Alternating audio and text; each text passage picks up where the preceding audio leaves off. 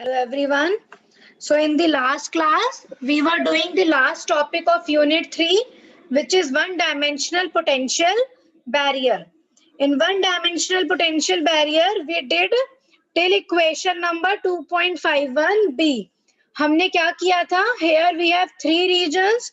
First region में जो potential energy है वो zero है. Second region में जो potential energy है वो constant है V naught. और थर्ड रीजन में जो पोटेंशियल एनर्जी है वो अगेन जीरो है. ठीक है, फिर हमने श्रोडिंगर वेव इक्वेशंस लिखी for all the three regions. First region when x is less than zero, second region when x lies between zero and a, third region where x is greater than a. Then after writing down the Schrodinger wave equations, we wrote the solutions of the three Schrodinger wave equations, which was psi1, psi2 and psi3. psi1 solution है first region में, psi2 solution है second region में, psi3 solution है third region में. जहां पर केवल हमारे पास आया √2me upon h cut square और K2 आया √2me minus V0 upon h cut square. फिर हमने थर्ड सोल्यूशन psi3 में से F वाला कंपोनेंट ड्रॉप किया था क्योंकि थर्ड रीजन में कोई बैरियर ही नहीं था रिफ्लेक्शन के लिए, तो जो F वाला पार्ट है वो जीरो होगा और सिर्फ ट्रांसमिशन होगी. दैट मींस E वाला पार्ट एग्जिस्ट करेगा. उसके बाद फिर हमने क्या देखा था? उसके बाद हमने फिर हमारा नेक्स्ट स्टेप क्या होना चाहिए after knowing the solutions? Next step होता है to find the values of the constants a b c d e and f using the boundary conditions. फिर उसके बाद हमने क्या किया? फिर हमने पुट किया let say the incident wave amplitude a is unity and then उसके बाद हमने B को रिप्लेस किया R से और E को रिप्लेस किया T से, और जो C और D है उनको हमने एज इट इज रखा. फिर R जो है वो रिफ्लेक्शन कोफिशिएंट है और T जो है वो ट्रांसमिशन कोफिशिएंट है. ठीक है, B जो है हमारा वो क्या रिप्रेजेंट कर रहा है? Overall reflection into the region 1, तो उसको हम R से रिप्रेजेंट कर सकते हैं. और जो हमारा D है, जो हमारा E है सॉरी, वो क्या रिप्रेजेंट कर रहा है? The overall transmission, final transmission into the region 3, तो उसको हम डिनोट करेंगे कैपिटल T से, which is the transmission coefficient. फिर उसके बाद नेक्स्ट स्टेप था इन कोफिशिएंट्स R, C, D और T की वैल्यूज को सॉल्व करना यूजिंग द बाउंड्री कंडीशंस. वो हम कैसे सॉल्व करेंगे? उसके लिए हमारे पास चार बाउंड्री कंडीशंस हैं और चार ही कांस्टेंट्स हैं जिनकी वैल्यूज निकालनी है, R, C, D और T. और जो चार बाउंड्री कंडीशंस हैं वो क्या है? वेव फंक्शन जो है वो कंटिन्यूअस होना चाहिए और उसका जो फर्स्ट डेरिवेटिव है कंटिन्यूअस होना चाहिए एट ऑल दी पॉइंट्स. तो जो हमारे पास फिगर है वो क्या है? 1 सेकेंड. वो हमारे पास ये है, जो हमारा बैरियर पोटेंशियल है वो क्या है? This is the barrier potential function. ठीक है, तो इसमें हमारे पास दो बाउंड्रीज हैं. एक ये बाउंड्री है at x is equal to 0, एक ये बाउंड्री है at x is equal to a. तो at x is equal to a psi और उसका फर्स्ट डेरिवेटिव सिंगल वैल्यूड होना चाहिए. At x is equal to 0 और at x is equal to a पर भी जो साई उसका फर्स्ट डेरिवेटिव सिंगल वैल्यूड होना चाहिए. तो x इज इक्वल टू 0 पर क्या बाउंड्री कंडीशन आएगी? That psi1 is equal to psi2 and del psi1 upon del x is equal to del psi2 upon del x. Similarly, x is equal to a पर हमारे पास क्या boundary condition आएगी? psi2 is equal to psi3 and del psi2 upon del x is equal to del psi3 upon del x. अब हमारे पास ये 4 boundary conditions हैं और 4 constants हैं आर, सी, डी और टी। इनकी वैल्यूज अब हम निकालेंगे with the help of these boundary conditions. ठीक है, ये हमने जो है लास्ट क्लास में देखा था। अब हमारा नेक्स्ट स्टेप क्या होगा? अब हमारा नेक्स्ट स्टेप होगा इन बाउंड्री कंडीशंस की हेल्प से कांस्टेंट्स की वैल्यूज निकालना। तो सबसे पहले हम फर्स्ट बाउंड्री कंडीशन यूज करेंगे, that psi1 is equal to psi2 at x is equal to 0। क्या हमारे पास psi1 है, psi2 है, ये इक्वेशंस यूज करेंगे हम 47, 48, 49। इसमें पुट करो फर्स्ट बाउंड्री कंडीशन, ये वाली, that at x is equal to 0 psi1 is equal to psi2। तो x इज इक्वल टू 0 पर e raise to power iota k1x, ये सारे 1 हो जाएंगी एक्सपोनेंशियल टर्म्स, और हमारे पास क्या आएगा 1 plus r is equal to c plus d।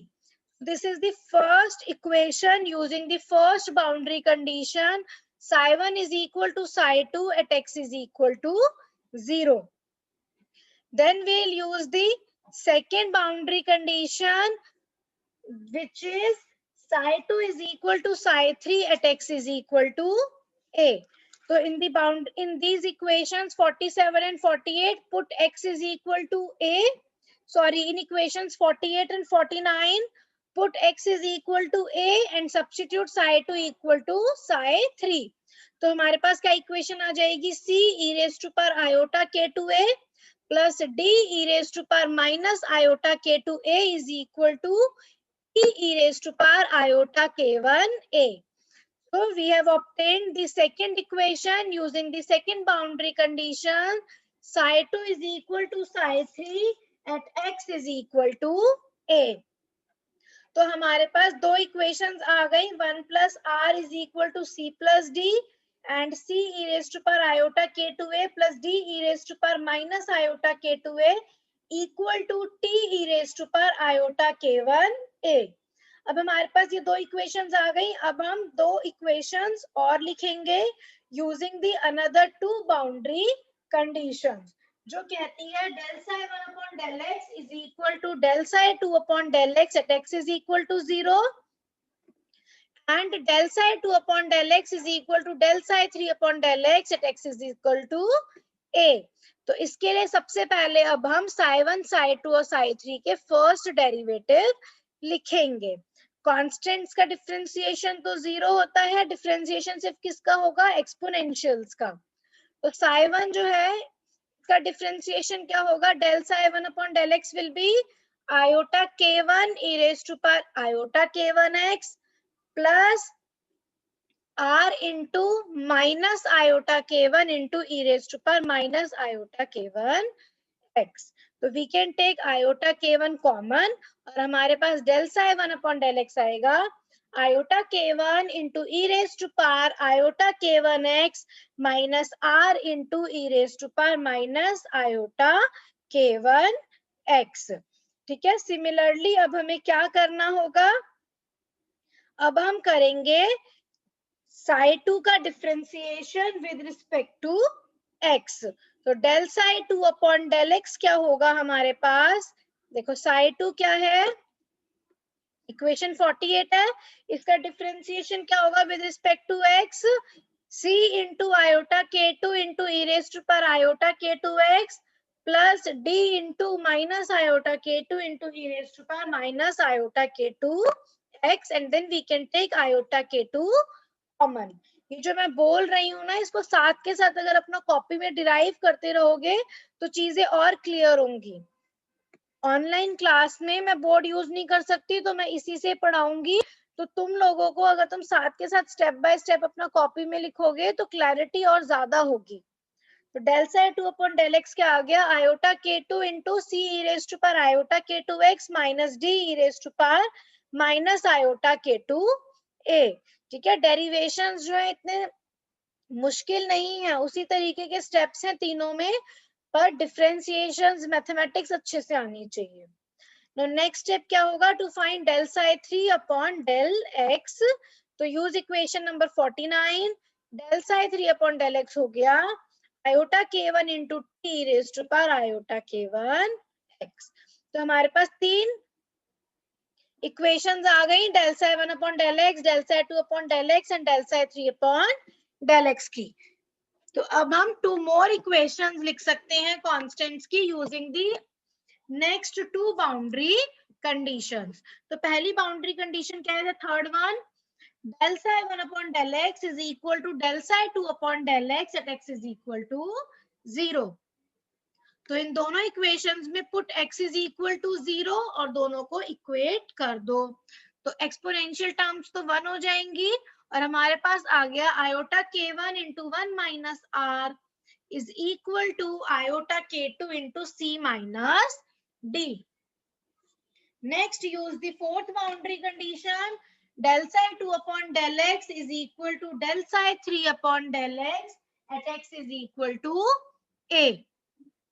Substitute the values, हमारे पास क्या आ जाएगा, x is equal to a substitute करो इन दोनों इक्वेशंस में और दोनों को इक्वेट कर दो। तो हमारे पास इक्वेशन आ गई, equation number 58, iota k2 into c e raised to power iota k2a minus d e raised to power minus iota k2a equal to iota k1 into t e raised to power iota k1a। ठीक है, तो अब हमारे पास total 4 equations आ गई, equation number 52, 53, then equation number 58, 57 and 58। तो यहाँ पर 4 इक्वेशंस आ गई, इक्वेशन नंबर 52, 53, 57 एंड 58 और हमारे पास 4 ही अननोन कांस्टेंट्स हैं। ठीक है, तो सबसे पहले हम C निकालेंगे, D निकालेंगे, फिर उसके बाद हम R और T निकालेंगे। फाइनली हमें R और T निकालना है, रिफ्लेक्शन कोफिशिएंट और ट्रांसमिशन कोफिशिएंट। हमें ये देखना है इस पर्टिकुलर डेरिवेशन में, हमें क्या देखना है कि डिफरेंट एनर्जी वैल्यूज पर पार्टिकल का ट्रांसमिशन पॉसिबल है या नहीं, रीजन 1 से रीजन 2 में, देन रीजन 2 से रीजन 3 में। ठीक है, energy less than V naught है तो भी कुछ ट्रांसमिशन पॉसिबल है, energy greater than V naught है तो भी कुछ ट्रांसमिशन होगा, कुछ रिफ्लेक्शन होगा। ठीक है, एनर्जी चाहे लेस है चाहे ग्रेटर है पोटेंशियल बैरियर से, कुछ पार्ट रिफ्लेक्ट होगा, कुछ पार्ट ट्रांसमिट होगा, ना फुली रिफ्लेक्शन होगा ना फुली ट्रांसमिशन होगा, और अगर होगा तो क्यों होगा और कब होगा। तो ये सब हमें देखने के लिए फाइनली R और T निकालना है। तो वो कैसे निकालेंगे, सबसे पहले हम कंसीडर करेंगे इक्वेशन 52 एंड 57, जो हमारी इक्वेशंस डिराइव हुई थी using x is equal to 0 boundary conditions. तो एक इक्वेशन क्या थी, 1 plus r is equal to c plus d। ठीक है, दूसरी इक्वेशन क्या थी, ये थी, इसको मैं लिख सकती हूँ c minus D equal to, iota cancel out हो जाएंगे, k1 upon k2 into 1 minus r। तो मेरे पास ये दो इक्वेशंस आ गई। अब ये दोनों इक्वेशंस कहाँ से आई, using the boundary conditions at x is equal to 0, जो x is equal to 0 use करके हमने बाउंड्री कंडीशंस निकाली थी। ठीक है, तो अब इसमें सिंपली हम C और D निकाल सकते हैं अगर मैं दोनों को ऐड करूं।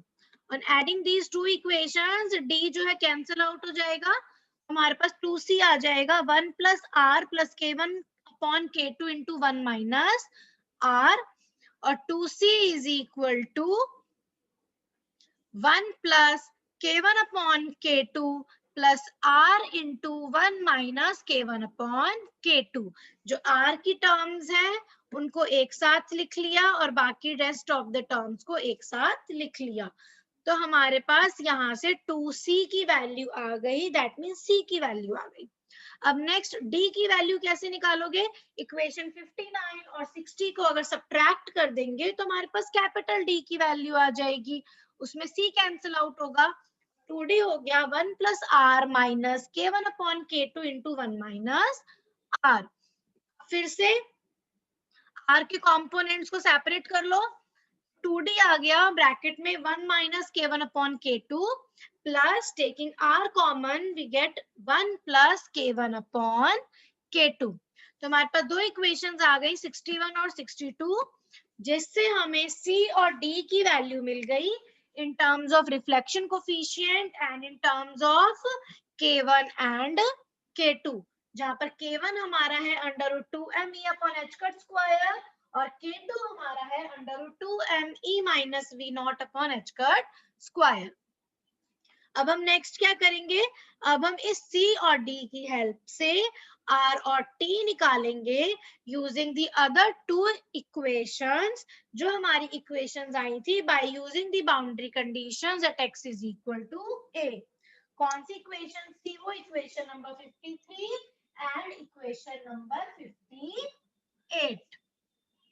इक्वेशन नंबर 53 हमारी क्या थी, ये थी c e raised to power iota k2a plus d e raised to power minus iota k2a is equal to t e raised to power iota k1a। और इक्वेशन नंबर 58 क्या थी, equation number 58 को हम लिख सकते हैं c e raised to power iota k2a minus d e raised to power minus iota k2a is equal to k1 upon k2 into t e raised to power iota k1a। अब यहाँ पर हम C और D की values जो है, C हमें पता है इन टर्म्स ऑफ R, D हमें पता है इन टर्म्स ऑफ R। अगर मैं इन दोनों इक्वेशंस को ऐड करूंगी तो मेरे पास C आ जाएगा इन टर्म्स ऑफ T, C मुझे पता है इन टर्म्स ऑफ R, तो मेरे पास R आ जाएगा इन टर्म्स ऑफ T। ठीक है, तो अगर मैं इन दोनों इक्वेशंस को ऐड करूंगी तो मेरे पास आ गया 2c e raised to power iota k2a is equal to t e raised to power iota k1a into 1 plus k1 upon k2।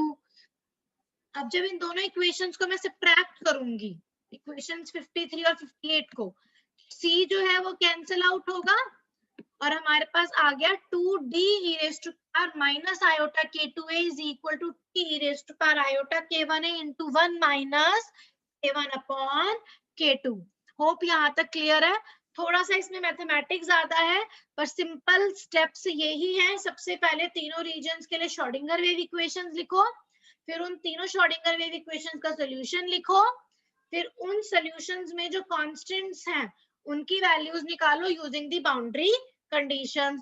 Boundaries हमारे पास दो हैं, x इज इक्वल टू 0 पर और x is equal to a पर। तो x is equal to 0 पर हमारे पास दो बाउंड्री कंडीशंस है, x is equal to a पर दो बाउंड्री कंडीशंस है। उन चार बाउंड्री कंडीशंस की हेल्प से हमने चार इक्वेशंस लिख ली।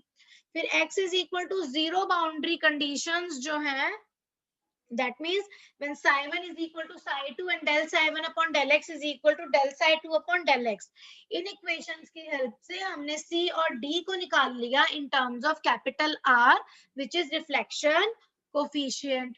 अब हमने next two boundary conditions use करी at x is equal to a, that means psi2 is equal to psi3 and del psi2 upon del x is equal to del psi3 upon del x।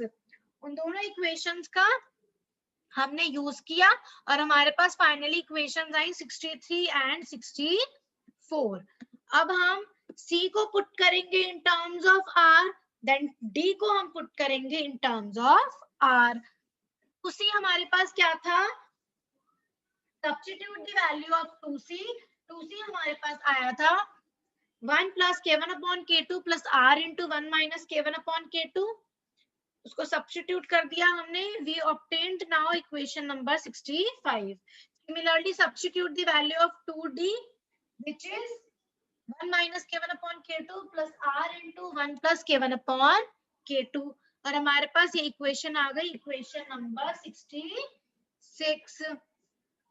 ठीक है, अब हम इन दोनों equations को help से R और T निकालेंगे। अब इस इक्वेशन को ध्यान से देखो 65 और 66 को, इसमें से हमें इन दोनों इक्वेशंस की हेल्प से R की वैल्यू निकालनी है और T की वैल्यू निकालनी है।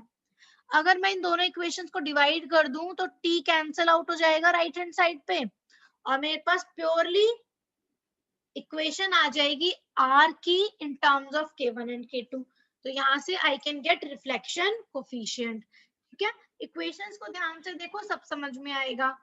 तो इन दोनों इक्वेशंस को जब मैंने डिवाइड किया, on dividing these two equations, t से t कैंसिल आउट होगा और एक्सपोनेंशियल्स भी कैंसिल आउट होंगे, तो राइट हैंड साइड आ गया 1 plus k1 upon k2 divided by 1 minus k1 upon k2।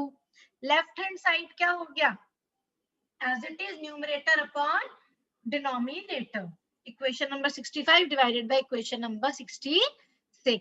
अब इसका क्रॉस मल्टीप्लीकेशन करो, ठीक है। ये जो डिनोमिनेटर है इसको लेफ्ट हैंड साइड के न्यूमरेटर से मल्टीप्लाई करो और ये जो डिनोमिनेटर है इसको राइट हैंड साइड के न्यूमरेटर से मल्टीप्लाई करो, ठीक है। क्रॉस मल्टीप्लीकेशन करेंगे तो क्या आ गया हमारे पास, 1 plus k1 upon k2 into 1 minus k1 upon k2 क्या होगा, a plus b into a minus b क्या होता है, a square minus b square. तो ये हो गया 1 minus k1 square upon k2 square plus r into 1 minus k1 upon k2 का होल स्क्वायर, और इनटू में हो गया exponential e raised to power iota k2a, ठीक है। होप ये स्टेप क्लियर है, खुद से करोगे तो और क्लियर हो जाएगा। राइट हैंड साइड क्या हो जाएगी, 1 minus k1 square upon k2 square plus r into 1 plus k1 upon k2 whole square into e raised to power minus iota k2a। Hopefully ये क्रॉस मल्टीप्लीकेशन का स्टेप जो है ये क्लियर है सबको। अब क्या है, हमें r निकालना है, तो एक तरफ r को रख लो, एक तरफ बाकी कंपोनेंट्स को रख लो। तो r के साथ क्या क्या टर्म्स मल्टीप्लाइड है, एक तो ये वाली टर्म है और एक ये वाली टर्म है, ठीक है। तो r हमारे पास क्या आ गया, r इंटू ब्रैकेट में 1 minus k1 upon k2 whole square e raised to power iota k2a minus bracket में 1 plus k1 upon k2 whole square e raised to power minus iota k2a। Rest of the terms जो है उनको right hand side पे लिख दो। तो हमारे पास क्या आ गया, minus 1 minus k1 square upon k2 square into e raised to power iota k2a minus e raised to power minus iota k2a, ठीक है।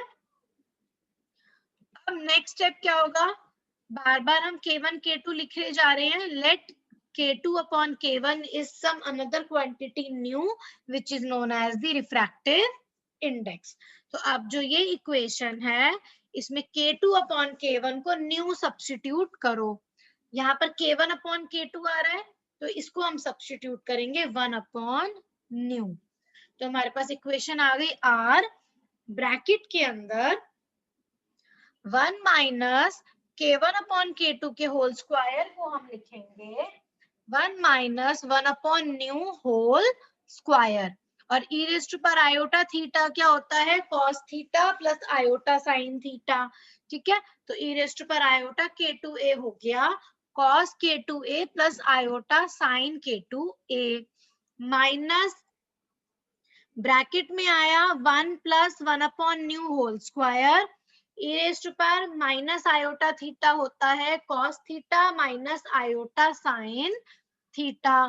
तो e raised to power minus iota k2a हो गया cos k2a minus iota sine k2a। ये left hand side हो गई। Similarly right hand side क्या हो जाएगी, equal to minus 1 upon nu square into e raised to power iota k2a को लिखो cos k2a plus iota sine k2a, और e raised to power minus iota k2a को लिखो cos k2a minus iota sine k2a, negative sign already है तो ये हो गया minus cos k2a plus iota sine k2a। Hopefully ये स्टेप सबको क्लियर है। हमने सिंपली न्यू को सब्स्टिट्यूट करा है k2 अपॉन k1 और यूज किया है formula e raised to power iota theta is cos theta plus iota sine theta and e raised to power minus iota theta is cos theta minus iota sine theta. Now take the LCM of nu, तो right hand side से nu square cancel out होंगे denominator में से, और हमारे पास क्या आया r bracket, ये पूरा ब्रैकेट में आएगा, इसको अपनी बुक में ठीक कर लो, ठीक है। ये इक्वेशन पूरी ब्रैकेटेड टर्म के अंदर है। r ब्रैकेट में आया nu minus 1 whole square, cos k2a की टर्म्स को एक तरफ लिख लो, ठीक है, और साइन k2a की टर्म्स को एक तरफ लिख लो। तो cos k2a किसमें है, एक यहाँ पर है और एक यहाँ पर है। तो cos k2a के साथ क्या आ गया, mu minus 1 whole square minus mu plus 1 whole square divided by nu square होगा, वो कैंसल आउट हो जाएगा लेफ्ट हैंड साइड और राइट हैंड साइड का न्यूमरेटर में से। फिर साइन k2a कहाँ पर है, एक यहाँ पर है एक यहाँ पर है। तो इसमें हम कॉमन ले लें प्लस आयोटा, तो हमारे पास ब्रैकेट में हो गया mu minus 1 whole square plus mu plus 1 whole square into sine k2a। ठीक है, ये लेफ्ट हैंड साइड हो गई। राइट हैंड साइड क्या होगी, cos k2a से ये minus cos k2a cancel out हुआ, ये हमारे पास हो गया minus 2 iota new square minus 1 into sine k2a। ठीक है, ये क्लियर हो गया।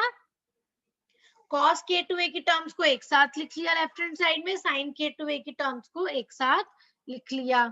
अब नेक्स्ट स्टेप क्या होगा, यहाँ पर भी इसको भी ठीक करो, इसको पूरे ब्रैकेट में रखना है, ऐसे अलग से नहीं है, ये ब्रैकेट के अंदर है, यहाँ इक्वल टू। ठीक है, तो r हमारे पास क्या हो गया, इसको फॉर्मूले को खोल दो, a plus B whole square होता है a square plus B square plus 2ab, a minus B whole square होता है a square plus B square minus 2ab। ठीक है, फॉर्मूले को खोल दो, तो ब्रैकेट में क्या आ गया हमारे पास r into minus 4 nu cos k2a, a square plus B square cancel out होगा दोनों तरफ से क्योंकि माइनस का साइन है। ठीक है, सिर्फ 2ab की टर्म रह गई। ठीक है, तो 2 न्यू प्लस 2 न्यू हो गया 4 न्यू, और माइनस होगा तो माइनस साइन, तो ब्रैकेट में हो गया minus 4 nu cos k2a plus 2 iota new square plus 1 into sine k2a। Right hand side पे आ गया 2 आयोटा इंटू माइनस साइन को ब्रैकेट में अब्सॉर्ब कर लिया, तो 2 iota into 1 minus nu square sine k2a। ठीक है, ये स्टेप जो है सिंपल है, करोगे समझ में आएगा। Simply a plus B whole square और a minus B whole square का फॉर्मूला सब्स्टिट्यूट करा है। a plus B whole square होता है a square plus B square plus 2ab, a minus B whole square होता है a square plus B square minus 2ab। ठीक है, तो फाइनली हमारे पास r क्या आ गया, फाइनली r आ गया। नेक्स्ट इक्वेशन, इसको भी ब्रैकेट में लिखो फिर से, तो हमारे पास नेक्स्ट स्टेप आ गया r into sine k2a into nu square plus 1 plus 2 nu iota cos k2a is equal to 1 minus nu square sine k2a। ये इक्वेशन कैसी आई, by multiplying this whole equation, left hand side और right hand side दोनों को iota से multiply कर दो। जब राइट हैंड साइड को मैं आयोटा से मल्टीप्लाई करूंगी तो ये हो गया 2 आयोटा स्क्वायर माइनस 1 हो गया, तो ये हमारे पास क्या आया minus 2 into 1 minus nu square. ठीक है, यहाँ पर भी आयोटा आएगा, यहाँ पर भी आयोटा आएगा, यहाँ पर माइनस 2 है। ठीक है, और यहाँ पर आयोटा स्क्वायर क्या हो गया माइनस 1, तो माइनस 2 हो गया, तो माइनस टू कैंसल आउट होंगे। 1 सेकेंड। ठीक है, तो माइनस टू कैंसिल आउट हुआ। सिमिलरली यहाँ आयोटा से मल्टीप्लाई करोगे तो माइनस 4 आयोटा है, तो माइनस जो है 2 कैंसिल आउट होगा। ठीक है, और माइनस साइन जो प्लस हो जाएगा, तो ये हो गया 2 आयोटा, तो हमारे पास ये वाली टर्म आ गई। ठीक है, नहीं समझ में आ रहा तो एक काम करो, ये r कैसे निकालोगे तुम, सिंपली ये इक्वेशन आ गई यहाँ तक तो होपफुली सबको क्लियर होगा। म्यू को पुट किया k2 अपॉन k1 ई रेस्ट पर आयोटा थीटा ई रेस्ट पर माइनस आयोटा थीटा का फॉर्मूला खुद पुट करो अपने आप कॉपी में। ठीक है, फिर उसके बाद खुद से इसको सॉल्व करो, a plus B whole square और a minus B whole square का फॉर्मूला सब्स्टिट्यूट करो। फिर जो इक्वेशन आई इसको आयोटा से मल्टीप्लाई करो और खुद से सॉल्व करके देखो तुम्हारा क्या आता है। तो तुम्हारे पास डिट्टो यही इक्वेशन आएगी, r into sine k2a into nu square plus 1 plus 2 nu iota cos k2a is equal to now 1 minus new square sine k2a। जब तक खुद से सॉल्व नहीं करोगे ये स्टेप्स क्लियर नहीं होंगे, खुद से करोगे तो बहुत सिंपल है। ठीक है, फिर रिफ्लेक्शन कोफिशिएंट ऑफ फाइनली हमारे पास क्या आ गया, r 1 minus nu square upon sine k2a into divided by 1 plus new square sin k2a plus 2 iota new cos k2a. So this is the final expression of the reflection coefficient in region 1. R is equal to 1 minus new square sin k2a divided by 1 plus new square sin k2a plus 2 iota new cos k2a. ठीक है, similarly अब next step क्या होगा, to find the value of transmission coefficient. Transmission coefficient की value अब कैसे निकालोगे, किसी भी इक्वेशन में 65 या 66 में r की वैल्यू सब्स्टिट्यूट कर दो, t हमारे पास आ जाएगा इन terms of k1 and k2। तो इसमें कौन सी इक्वेशन यूज कर रहे हैं, ये इक्वेशन यूज कर रहे हैं, इक्वेशन नंबर 66। तो substitute the value of r from equation 67 equation number 66 and finally what we get, equation 66 क्या है, t e raised to power iota k1 है, यहाँ पर सिंपल है k1 अपॉन k2 को 1 अपॉन न्यू सब्स्टिट्यूट कर दो इक्वेशन नंबर 66 में। सबसे पहले इक्वेशन नंबर 66 में k1 अपॉन k2 को 1 अपॉन न्यू सब्स्टिट्यूट करो तो हमारे पास आ गया t e raised to power iota k1 into 1 minus 1 upon new equal to bracket में 1 minus 1 upon new plus r into 1 upon 1 plus new into e raised to power minus iota k2a.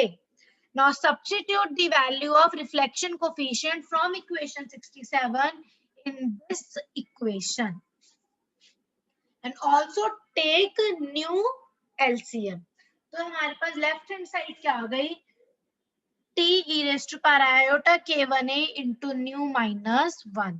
मेरी बात मानो, मैं बार बार बोल रही हूँ, इसको खुद से जरूर सॉल्व करो साथ के साथ, तो हर एक स्टेप बहुत अच्छे से क्लियर होगा।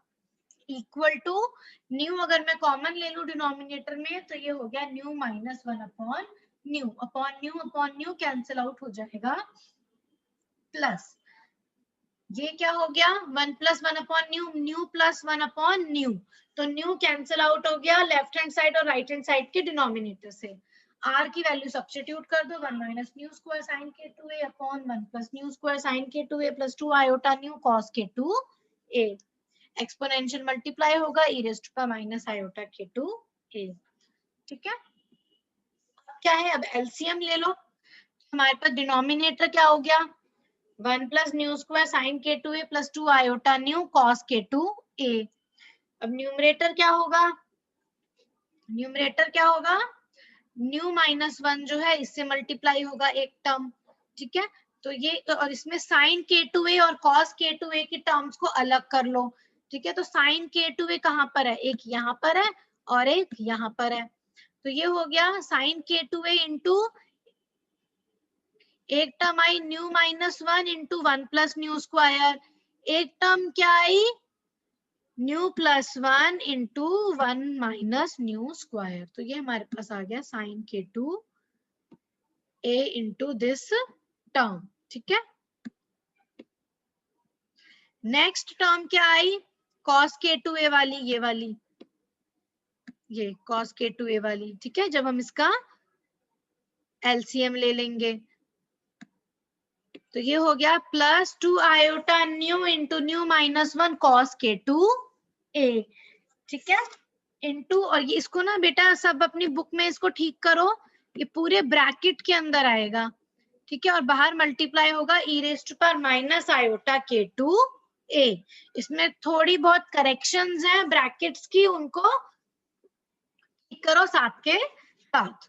लेफ्ट हैंड साइड तो वही हो गई t raised to power iota k1 into mu minus 1 और राइट हैंड साइड हमारे पास क्या आ गई इसके अंदर जो फॉर्मूला है उनको खोलो, a प्लस, इसको दोनों को आपस में मल्टीप्लाई करो, ठीक है, और इन दोनों को आपस में मल्टीप्लाई करो, तो हमारे पास साइन k2a के साथ क्या बचेगा, इसको करना साथ के साथ, तो हमारे पास साइन k2a के साथ बचेगा -2 न्यू इंटू न्यू -1, ठीक है, और cos k2a के साथ as it is 2 iota nu into nu -1, ठीक है। तो हमारे पास अब t क्या आ गया, इसमें अगर मैं कॉमन ले लूं 2 iota nu into nu -1, numerator में कॉमन ले लो 2 आयोटा न्यू इंटू न्यू -1, तो ब्रैकेट में क्या आ गया हमारे पास, ये एज इट इज रहा cos k2a, हमने ये टर्म कॉमन ले लिया, ठीक है, प्लस राइट, अब ये साइन k2a की टर्म क्या आ गई, plus iota sine k2a,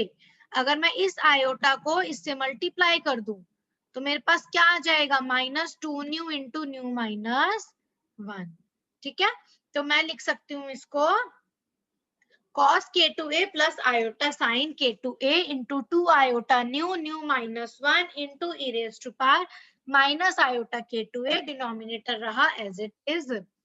next हमारे पास न्यूमरेटर के ब्रैकेट में क्या आ गया, cos theta plus iota sine theta, cos theta plus iota sine theta क्या होता है, e raise to power iota theta, here theta is k2a, तो मेरे पास न्यूमरेटर हो गया 2 iota nu into nu -1 into e raise to power iota k2a into e raise to power minus iota k2a, जो हो गया अब नाउ कैंसल। हमारे पास finally transmission coefficient in region 3 क्या आया, 2 आयोटा न्यू, ये न्यू -1 जो है इस न्यू -1 से कैंसिल आउट होगा, और ये जो एक्सपोनेंशियल है ये न्यूमरेटर में आ गया राइट हैंड साइड के, तो हमारे पास t आ गया 2 iota nu into e raise to power minus iota k1a divided by 1 plus nu square into sine k2a plus 2 iota nu into cos k2a। So this is the final expression of transmission coefficient in region 3. 67 equation हमें बता रहा है reflection coefficient in reason 1, और 68 equation बता रहा है transmission coefficient in region 3। अब इन दोनों ट्रांसमिशन और रिफ्लेक्शन कोफिशिएंट को डिराइव करना सिंपल था, थोड़ा मैथमेटिक्स है, खुद से जब तक सॉल्व नहीं करोगे नहीं समझ में आएगा, तो खुद से स्टेप बाय स्टेप इसे सॉल्व करो, और डिट्टो यही एक्सप्रेशंस निकल कर आएंगी आर और टी की, ठीक है।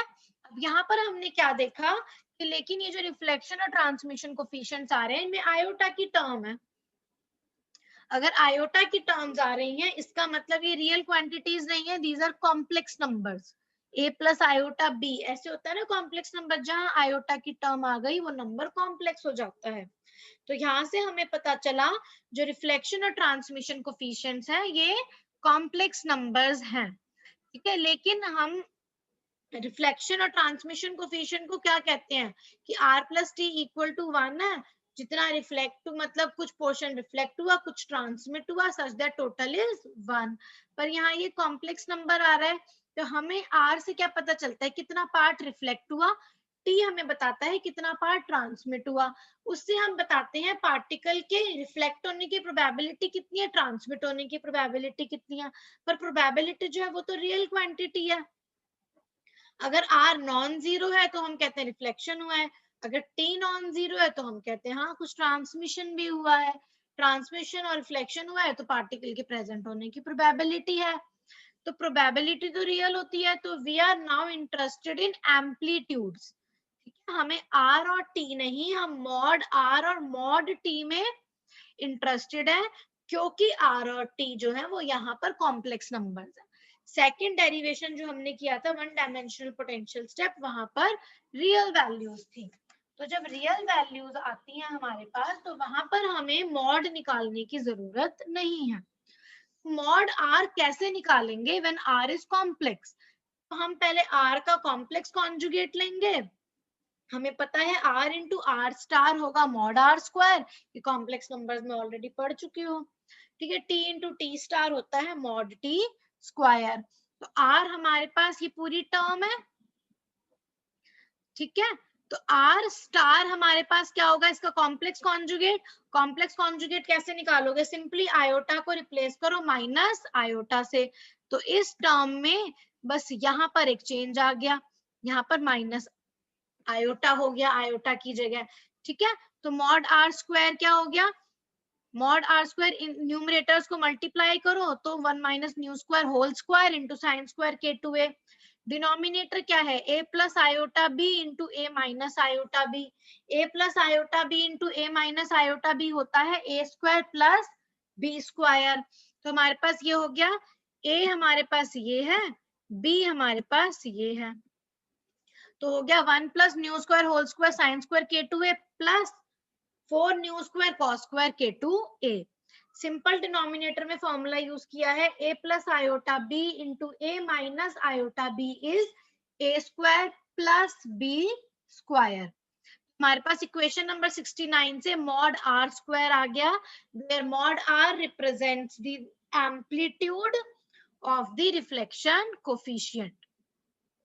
नेक्स्ट मॉड टी स्क्वायर कैसे निकालेंगे, T into T star. T हमने एज इट इज लिखा, टी स्टार में हमने बस आयोटा को माइनस आयोटा से रिप्लेस कर दिया। तो एक रिप्लेसमेंट क्या होगी, न्यूमरेटर में 2 आयोटा की जगह माइनस 2 आयोटा न्यू होगा और E raise to power minus iota k1 a की जगह प्लस आयोटा k1 a होगा। नेक्स्ट डिनोमिनेटर में यहाँ पर माइनस साइन आ जाएगा, ठीक है। तो ये 3 चेंज हुए, आयोटा को हर जगह माइनस आयोटा से रिप्लेस करो, 3 आयोटाज है तो 3 माइनस आयोटा आ गए, ठीक है। तो न्यूमरेटर क्या हो गया, अब एक्सपोनेंशियल्स कैंसिल आउट हो गए, आयोटा स्क्वायर -1 होता है, माइनस माइनस प्लस हो गया, तो न्यूमरेटर आ गया 4 न्यू स्क्वायर। डिनोमिनेटर क्या आया, a plus iota b into A minus iota b का फॉर्मूला यूज करो, a square plus b square.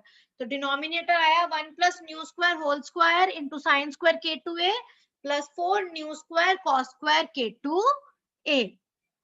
तो हमारे पास मॉड टी स्क्वायर आ गया, यहाँ से हम मॉड टी निकाल सकते हैं which is the amplitude of the reflection coefficient which is equation number 70। तो हमने क्या किया, सबसे पहले तीनों रीजन्स के लिए श्रोडिंगर वेव इक्वेशंस लिखी, फिर तीनों का सोल्यूशन लिखा, फिर हम बाउंड्री कंडीशंस की हेल्प से हमने कांस्टेंट्स की वैल्यूज निकाली। सबसे पहले हमने सी और डी निकाला using the boundary condition at x is equal to 0। फिर हमने बाउंड्री कंडीशंस लिखी at x is equal to a और वहां से हमने फिर c निकाला in terms of t, d निकाला इन टर्म्स ऑफ t। फिर हमने c और d को लिखा इन टर्म्स ऑफ r। फिर वहां से हमने पहले r की वैल्यू निकाली इक्वेशंस को डिवाइड करके, फिर हमने t की वैल्यू निकाली r की वैल्यू सब्स्टिट्यूट करके इक्वेशन नंबर 66 में। फिर हमने देखा हमारे पास जो r और t आए वो दोनों कॉम्प्लेक्स आए, but we are interested in amplitudes. तो अगर हमारे पास r गिवन है विच इज कॉम्प्लेक्स, तो हम मॉड r कैसे निकालेंगे, by using r into r star is equal to mod r square. Similarly, t into t star is equal to mod t square, where r star is the complex conjugate of r and t star is the complex conjugate of t. Complex conjugate कैसे निकालते हैं किसी भी चीज का, सिर्फ आयोटास को minus iota से रिप्लेस कर दो। फिर हमारे पास मॉड आर स्क्वायर आ गया, मॉड टी स्क्वायर आ गया, which are now represented by equations 69 and 70 respectively. अब हम नेक्स्ट क्लास में इसका लास्ट पार्ट करेंगे, स्पेशल केसेस कि एनर्जी की वैल्यूज जब V नॉट को अप्रोच करेंगी देन V नॉट से ज्यादा हो जाएंगी, तो उस केस में क्या ट्रांसमिशन कोफिशिएंट आएगा, किस तरीके से पॉसिबिलिटी है पार्टिकल के ट्रांसमिट होने की from region 1 to region 2 then to region 3, when energy is going from 0 to V naught then greater than V naught then infinity।